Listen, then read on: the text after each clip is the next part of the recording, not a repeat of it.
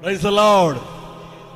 ആ രാത്രിയിൽ കൽദേ രാജാവായ ബെൽഷസ്സർ കൊല്ലപ്പെട്ടു. ഭയാനകമായ രാത്രി. ബെൽഷസ്സർ രാജാവിന്റെ ജീവിതത്തിൽ ഭയാനകമായ രാത്രിയായിരുന്നു ആ രാത്രി. എന്താ കാര്യമെന്നറിയാമോ? തന്റെ അപ്പനായ നെബൂഖദ്നേസർ രാജാവ് ഒരിക്കൽ യെരുശലേമിനെ നിരോധിച്ചു. ഇസ്രായേലിൽ കടന്നിട്ട് അവിടെയുള്ള ആളുകളെയെല്ലാം അവർ പിടിച്ചുകൊണ്ടുപോയി. യുദ്ധത്തിൽ ഇസ്രായേൽ മക്കൾ തോറ്റുപോയി. പിടിച്ചുകൊണ്ടുപോയപ്പോൾ വളരെ സുന്ദരന്മാരായ മിടുക്കന്മാരായ ആരോഗ്യമുള്ള ബാലന്മാരുണ്ടായിരുന്നു. അത് മാത്രമല്ല, ഇസ്രായേലിലെ ആലയത്തിലെ വളരെ വിലപിടിപ്പുള്ള അവിടുത്തെ ഉപകരണങ്ങൾ, വെള്ളിയും പൊന്നും അതുപോലെ ഗ്ലാസുകളും അതുപോലെ ആലയത്തിൽ വയ്ക്കുന്ന ഒത്തിരി ഉപകരണങ്ങളും കൂടെ നെബൂഖദ്നേസർ രാജാവ് കൊള്ളയടിച്ചു കൊണ്ടുപോയി. അതിൽ നെബൂഖദ്നേസർ രാജാവ് ഇതെല്ലാം കൊണ്ടുവന്നിട്ട് അദ്ദേഹം ഇതെല്ലാം ഒരു ബിംബാരാധി ആയിരുന്നു താനെങ്കിലും താൻ ദൈവത്തെ ഭയപ്പെടുന്നവനായിരുന്നു നെബൂഖദ്നേസർ രാജാവ്. നെബൂഖദ്നേസർ രാജാവ് ഇങ്ങോട്ട് വന്നിട്ട് അവിടെ കൊട്ടാരത്തിലെ ഉദ്യോഗസ്ഥരോട് പറഞ്ഞു, ഇസ്രായേലിൽ നിന്ന് പിടിക്കപ്പെട്ട അടിമകളെ, അതിൽ സൗന്ദര്യമുള്ളവരും കഴിവുള്ളവരും ബുദ്ധിശാലികളുമായ യൗവനക്കാരെ വേർതിരിച്ച് അവർക്ക് കൽദയരുടെ ഭാഷയും അവരുടേതായ നിയമങ്ങളും അവരെ പഠിപ്പിക്കണം. പഠിപ്പിച്ചു കഴിഞ്ഞ് അവരെ കൊട്ടാരത്തിലെ ജോലിക്ക് വേണ്ടി അവരെ നിയമിക്കണം. ആദ്യമായി അവർ നെബൂഖദ്നേസർ, ശദ്രക്, മേശക്, അബേദ്നെഗോ എന്നീ 4 ബാലന്മാരെ പ്രധാനമായി തിരഞ്ഞെടുക്കുവാനിടയായി തീർന്നു. ആദ്യമായി മനോഹരമായ അവരുടെ പേരുകൾ, ദൈവനാമത്തോടുകൂടെയുള്ള പേരുകൾ, കൽദയ ദൈവത്തിന്റെ പേരോടുകൂടി അവർ ആദ്യം മാറ്റപ്പെട്ടു. അവരുടെ പേരുകൾക്ക് മാറ്റം വന്നു. അപ്പോൾ ഈ സഹോദരന്മാർ വിചാരിച്ചു, വെറും പേര് തന്നല്ലോ, കുഴപ്പമില്ല. ഇവിടെ എന്തെല്ലാം പേരുകളാണ്. ഞാൻ ചിലപ്പോഴൊക്കെ ഉറക്കത്തിൽ പോലും ചിരിച്ചു പോകാറുണ്ട് ചില പേരുകളെയൊക്കെ കേട്ടിട്ട്. ഹല്ലേലൂയ. പേര് കേൾക്കുമ്പോൾ നമുക്ക് ആ പേരിനനുസരിച്ച് ഉള്ള ആളാകണമെന്നില്ല. നമ്മുടെ അവിടെ യേശുദാസ് ഉണ്ട്, ലോകപ്രസക്തനാണ് യേശുദാസ്. പക്ഷെ യേശുവുമായിട്ട് ദാസിന് ഒരു ബന്ധവുമില്ല. അതുപോലെ എത്ര പേരുകൾ. സുന്ദരൻ എന്ന പേരുണ്ട്, കണ്ടാൽ നിരൂപിയായിരിക്കും.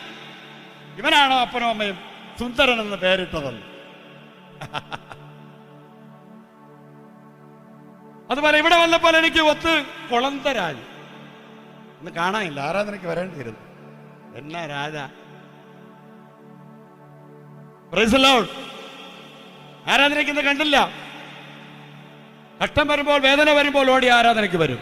പ്രാർത്ഥിക്കണം പാസ്റ്ററെ. പക്ഷെ നല്ല ആളുകൾ, നല്ല കുഞ്ഞുങ്ങൾ പോലും നല്ല ബഹുമാനമുള്ള കുഞ്ഞുങ്ങളുണ്ട്.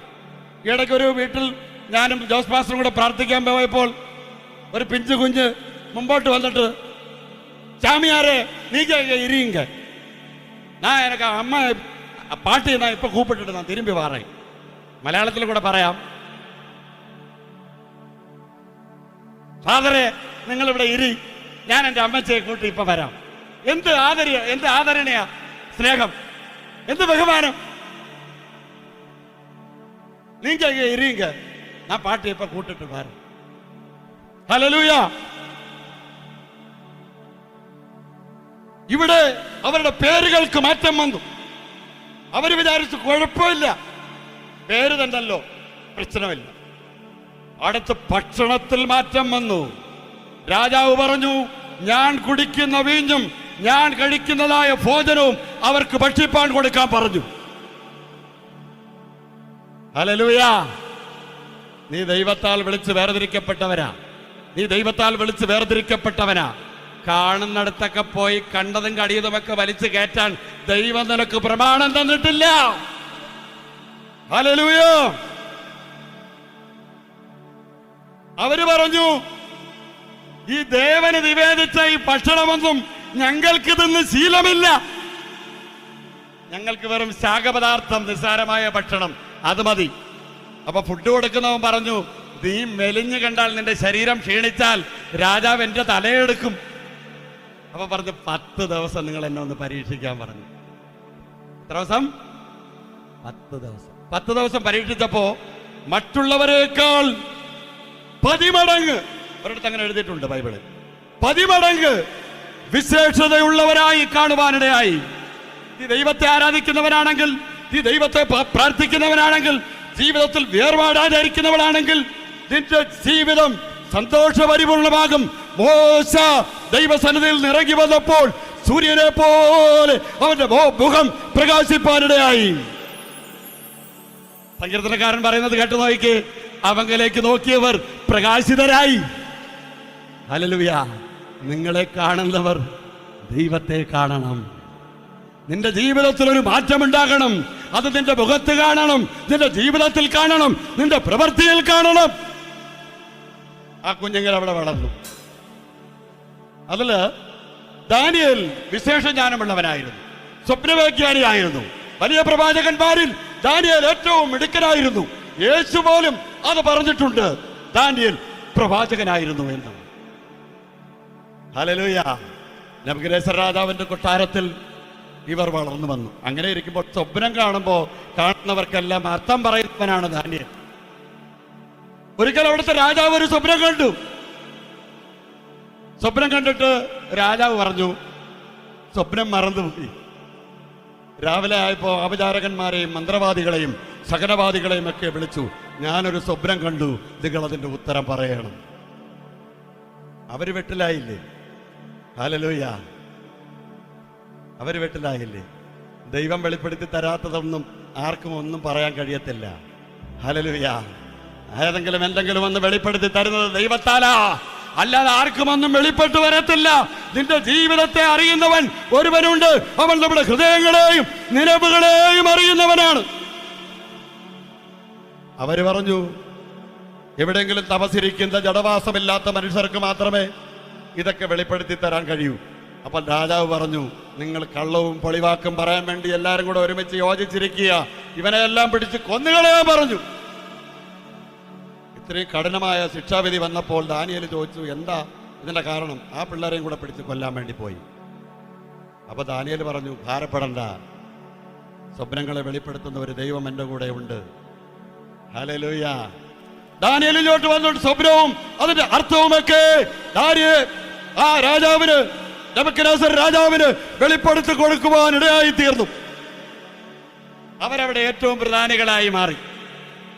അങ്ങനെ ഇരിക്കുമ്പോൾ നെബൂഖദ്നേസർ രാജാവിന്റെ ഈ സ്വപ്നമെല്ലാം വെളിപ്പെട്ട് കണ്ടപ്പോൾ അവസാനമായി ദാനിയേൽ ഒരു കാര്യം പറഞ്ഞു, നന്മകൾ ചെയ്യുക, ദൈവസന്നിധിയിൽ നിന്നെ താഴ്ത്തിക്കൊടുക്കുക, നമ്മളെ ഭാഷയിൽ പറഞ്ഞാൽ പ്രാർത്ഥിക്കുക, ഉപവസിക്കുക, ആരാധിക്കുക.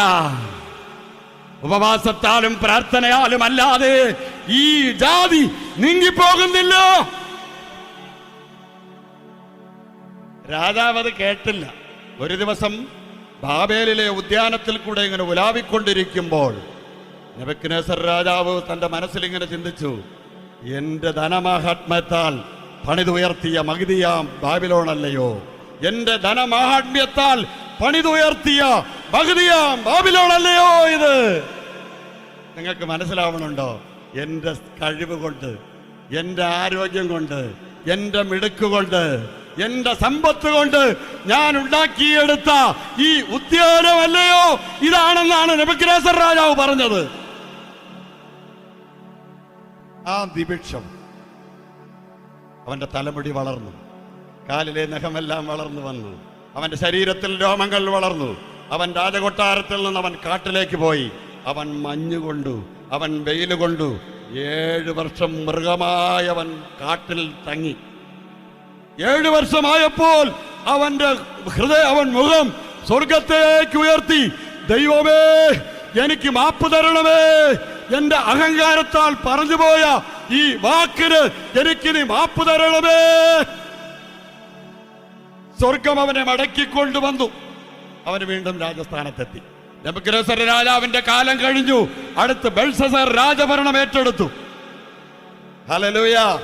ബെൽഷസ്സർ രാജഭരണം ഏറ്റെടുത്തപ്പോൾ ബെൽഷസ്സർ വളരെ മിടുക്കനായ ഒരു രാജാവായിരുന്നു. ഇനിയാണ് ബെൽഷസ്സർ രാജാവിന്റെ ജീവിതത്തിൽ ഭയങ്കരമായ ഒരു രാത്രി വരാൻ പോകുകയാണ്. ഹല്ലേലൂയ. ബെൽഷസ്സർ ഇങ്ങനെ തീരുമാനിച്ചു, 1000 പേർക്ക് ഒരു വിരുന്ന് കൊടുക്കാം. 1000 പേർക്ക് ഒരു വലിയ വിരുന്നൊരുക്കി. ഞാൻ വിചാരിക്കുന്നു ആ ബാബേൽ പട്ടണത്തിൽ, ബാബേൽ സാമ്രാജ്യത്തിൽ ഏറ്റവും വിഐപികളായ ആളുകളെ ആയിരിക്കും ബെൽഷസ്സർ രാജാവ് വിരുന്നിന് ക്ഷണിച്ചത്. എല്ലാം വിഐപികളായിരിക്കും. ഹല്ലേലൂയ. ആ വിരുന്നെല്ലാം കൂടെ അങ്ങ് നടത്തി. അതിന്റെ ആഘോഷമെല്ലാം കൂടെ തിമിർത്ത് വന്നപ്പോൾ ഇവർ വീഞ്ഞു കുടിച്ചു. നമ്മുടെ ഭാഷയിൽ പറഞ്ഞാൽ മദ്യമെല്ലാം കഴിഞ്ഞ് അവർ മതോമത്തരായി. അവരുടെ നാക്കെല്ലാം കുഴഞ്ഞിട്ട് ബെൽഷസ്സർ പറയുകയാണ്, എന്റെ അപ്പൻ ഇസ്രായേലിൽ നിന്ന് കൊണ്ടുവന്ന ആ പാത്രങ്ങൾ, പൊൻവെള്ളി പാത്രങ്ങൾ കൊണ്ടുവരൂ, അതിൽ നമുക്ക് വീഞ്ഞു കുടിക്കാം. മദ്യപാനിയെ, മദ്യം നിന്റെ ജീവിതത്തെ നശിപ്പിക്കും. അത് നിന്റെ കുടുംബത്തെ നശിപ്പിക്കും. അത് നിന്റെ ആരോഗ്യത്തെ നശിപ്പിക്കും. അത് നിന്റെ രാജ്യത്തെ നശിപ്പിക്കും. ഇതെല്ലാം അങ്ങോട്ട് ഉള്ളിലോട്ട് കയറിയപ്പോൾ പിന്നെ ആലയത്തിലുള്ളവരെയാണ് പിടിക്കുന്നത്. ഹല്ലേലൂയ. ഇന്ന് എത്രയോ ആളുകളുടെ പുറത്ത് ഓരോ കാര്യങ്ങൾ ചെയ്യാൻ ഓരോരുത്തർക്ക് അവസരമുണ്ട്. പാവം ദൈവമക്കൾ ഒരു ബൈബിളും കൊണ്ടുപോയാൽ നീ സുവിശേഷം പറയുവാണോ? അവന്റെ ബൈബിളിനെ പിടിച്ച് വലിച്ചു കീറുക, അവന്റെ ട്രാക്റ്റുകളെ വലിച്ചു കീറുക, അവനെ അടിക്കുക, അവനെ അധിക്ഷേപിക്കുക. ന്യായവിധി വരുന്നുണ്ട് നിനക്കെതിരെ. ബെൽഷസ്സർ പറഞ്ഞു, ആലയത്തിലെ പാത്രങ്ങളെ കൊണ്ടുവരാൻ പറഞ്ഞു. ആലയത്തിലെ പാത്രങ്ങളെല്ലാം കൊണ്ടുവന്നു. മദ്യം അതിനകത്ത് പകർന്നു. മദ്യം അതിനകത്ത് പകർന്നിട്ട് അത് കുടിക്കാൻ തുടങ്ങി. ഹല്ലേലൂയ. മദ്യം കുടിക്കുന്നവരെല്ലാം ഈ പ്രസംഗം നിങ്ങൾ കേൾക്കണം. മദ്യം വരുത്തി വെക്കുന്ന വിന. ഹല്ലേലൂയ. നീ മദ്യം കുടിച്ചോ, അത് നിന്റെ ആരോഗ്യത്തെ മാത്രമേ നശിപ്പിക്കൂ. പക്ഷേ ദൈവസഭയ്ക്കെതിരെ, ദേവാലയത്തിനെതിരെ, ദൈവമക്കൾക്കെതിരെ, കർത്താവിന്റെ കുഞ്ഞുങ്ങളെ നീ തുടരുത്. നീ ന്യായവിധിക്കിരയായി തീരും. ഹല്ലേലൂയ. മദ്യമെല്ലാം കഴിച്ച് 1000 പേരുടെ വലിയ വിരുന്ന. നമ്മളെപ്പോലെ കുറച്ചു പേരല്ല ഉള്ളത്, നിറച്ചാളുകൾ ഉണ്ടായിരുന്നു. അവരെല്ലാം മദ്യമെല്ലാം കഴിച്ച് ഇങ്ങനെ ആടി ഇരുന്നപ്പോൾ ഒരു സംഭവം നടന്നു അവിടെ. ഹല്ലേലൂയ. സ്വർഗത്തിലെ ദൈവം തന്റെ കൈ കൊണ്ട് ആ ഭിത്തിയുടെ ചിവരിൽ ഒരു മേലെഴുത്തെഴുതി. അതിങ്ങനെയായിരുന്നു, മേനെ മേനെ തെക്കേ ലുബാർസീൻ. ഓ, ദൈവത്തിന്റെ കരം അവിടെ എഴുതിയപ്പോൾ ബെൽഷസ്സർ രാജാവിന്റെ അരയുടെ യാപ്പഴിഞ്ഞു പോയി. അവന്റെ മുട്ടുകളെല്ലാം ആടി. അവന് ബലമില്ലാതെ ആയിത്തീർന്നു ബെൽഷസ്സർ. ഹല്ലേലൂയ. ഇതിന്റെ പൊരുളുകളെ ആരെങ്കിലും വിവരിക്കാനുണ്ടോ എന്ന് നോക്കി. ഒരുത്തരും വന്നില്ല. ബെൽഷസ്സറിന്റെ ഭാര്യ ആ വിരുന്നുശാലയിലേക്ക് എഴുന്നള്ളി വന്നു. രാജാവേ, നിന്റെ അപ്പന്റെ കാലത്ത് ഇവിടെ സ്വപ്നങ്ങൾ വ്യാഖ്യാനിക്കുന്ന ഒരുവനുണ്ട്. ഏതാണ്ട് 70 വർഷത്തോളം ദാനിയേൽ ആ കൊട്ടാരത്തിൽ ജോലി ചെയ്തു എന്നാണ്. അവിടുത്തെ രാജാക്കന്മാരുടെ കീഴിൽ ദാനിയേലിനെ കൊണ്ടുവന്നു. ദാനിയേലിലോട്ട് വന്നപ്പോൾ എടുത്തു കണ്ടിട്ട് സന്തോഷത്തോടെ വന്ന ദാനിയേലിന്റെ മുഖം കരിമ്പടം പോലെ കറുത്തു. ദൈവത്തിന്റെ കരവിരുതിൽ എഴുതപ്പെട്ടതായ വാക്കുകൾ. ദാനിയേൽ ഈ വാക്ക് നോക്കി ഇങ്ങനെ അന്തം വിട്ട് നിൽക്കുമ്പോൾ ബെൽഷസ്സർ ആസനത്തിലിരുന്ന് പറയുക, ദാനിയേലേ, ഇത് വായിച്ച് നീ ഇതിന്റെ അർത്ഥം പറഞ്ഞു തന്നാൽ നിനക്ക് ഞാൻ ഇവിടത്തെ സരപ്പൊളിമാല നിന്നെ അണിയിക്കും, നിനക്ക് സമ്മാനങ്ങൾ ലഭിക്കും, ഈ രാജകൊട്ടാരത്തിൽ നീ മൂന്നാമനായി വാഴും. ഹല്ലേലൂയ. നമ്മളാണെങ്കിൽ എന്ന് പറഞ്ഞേര്, സരപ്പൊളിമാല ഒന്നോടെ തന്നാൽ കൊള്ളാം, സമ്മാനങ്ങൾ കുറച്ച് കൂടുതൽ കിട്ടിയാൽ സന്തോഷം. ഈ മൂന്നാമനെന്നുള്ളത് രണ്ടാം സ്ഥാനം കിട്ടിയാൽ കുറച്ചുകൂടെ വലിയ കാര്യമാണ്. ഹല്ലേലൂയ. ദാനിയേൽ പറഞ്ഞത് അങ്ങനെയല്ല. ദാനിയേൽ പറഞ്ഞു, നിന്റെ സമ്മാനങ്ങൾ എനിക്ക് വേണ്ട, ദാനങ്ങൾ നീ വേറെ ഒരുത്തന് കൊടുത്താലും ഞാൻ അർത്ഥം വിവരിച്ച് പറയാം. അവന്റെ കുടുംബചരിത്രം മുഴുവനും തന്റെ അപ്പന്റെ കാലത്ത് നടന്ന സംഭവങ്ങൾ മുഴുവനും ദാനിയേൽ ബെൽഷസ്സർ രാജാവിനോട് പറഞ്ഞു. എന്നിട്ടും നിന്റെ അപ്പൻ ഇങ്ങനെയൊക്കെ ആയി. ഒരു കാലത്ത് നിന്റെ അപ്പൻ മൃഗത്തെ പോലെ കാട്ടിൽ ജീവിച്ചതാ. അവൻ ദൈവത്തെ പ്രാർത്ഥിച്ചപ്പോൾ അവൻ മടങ്ങി വന്നു. പിന്നെ ബെൽഷസ്സറേ, നിനക്ക് എന്ത് പറ്റി? അർത്ഥം പറഞ്ഞു കൊടുത്തു. മേനെ മേനെ എന്ന് പറഞ്ഞാൽ ദൈവം നിന്റെ രാജ്യത്തെ അത് എന്നേക്കുമായി അത് എണ്ണി നോക്കി അതിന് അന്തം വരുത്തിയിരിക്കുന്നു. നിന്റെ രാജ്യത്തെ അവൻ എണ്ണി തിട്ടപ്പെടുത്തി അതിനെ സ്റ്റോപ്പ് ചെയ്തെന്ന് മനസ്സിലായില്ലേ? ഖാസ ഗസ ഇപ്പൊ ഇല്ല, ഇസ്രായേലിന്റെ കയ്യിലാ മുഴുവനും. ഒരു ദിവസം കൊണ്ട് ഇന്ത്യയോട് ചേർന്നിരുന്ന പാകിസ്ഥാൻ, അന്ന് പാകിസ്ഥാൻ എന്ന് പറയുന്ന ഒരു രാജ്യമില്ലായിരുന്നു. ദൈവം നിന്റെ രാജ്യത്തെ എണ്ണി നോക്കി അതിന് അന്തം വരുത്തിയിരിക്കുന്നു, നിന്റെ രാജ്യത്തിന് അവസാനം വരുത്തിയിരിക്കുന്നു. ഒന്നാമത് ഏപ്പെല്ലാം ആടി ഒടിഞ്ഞ് കാലെല്ലാം വിറച്ചിരുന്നതായ ബെൽഷസ്സറിന്റെ ഏപ്പ് ഒന്നുകൂടെ വേദനിച്ചു. അയ്യോ, മദ്യത്തിന്റെ കെട്ടിറങ്ങി. മദ്യപിച്ച് ലക്ക് കെട്ട് വീട്ടിൽ വന്ന് ഭാര്യനെയും മക്കളെയും തല്ലുന്ന മദ്യപാനി, നിന്റെ അവസാന രാത്രിയായി. രാത്രി ഇത് ഭയാനകമായ രാത്രിയാ. ഹല്ലേലൂയ.